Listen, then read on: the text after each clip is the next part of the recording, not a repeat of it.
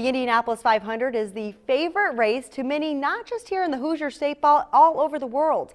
2016 is a special time as the race will see 100 years. Behind this monumental event, there are special ties to the Terre Haute community. News 10's Aaliyah Blackburn explains.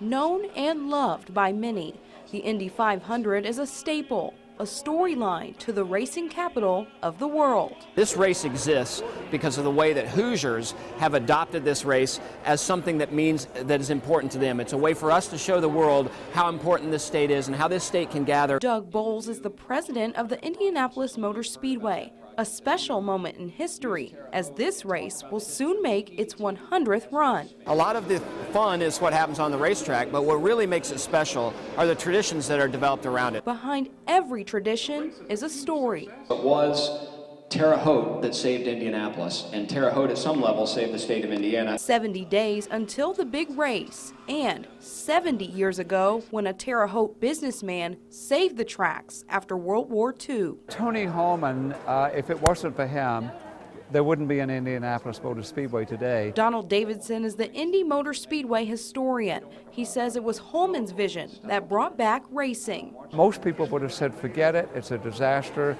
make it a housing development. But he took it, could see into the future, and immediately started to spend his own money to not only buy it, but improve it. Honoring the local ties behind one of the world's largest races. Many of the traditions that we celebrate today at the Speedway were set in motion by Tony Holman. Without that, the Indy 500 doesn't exist. And zooming toward the finish line of 100 years, celebrating its history for centuries to come. The Indianapolis 500 has so many stories, so many families that have cherished this thing for their whole lives, and it goes back several generations. Race day to them is the most important day of the year. In Terre Haute, Aaliyah Blackburn, News 10.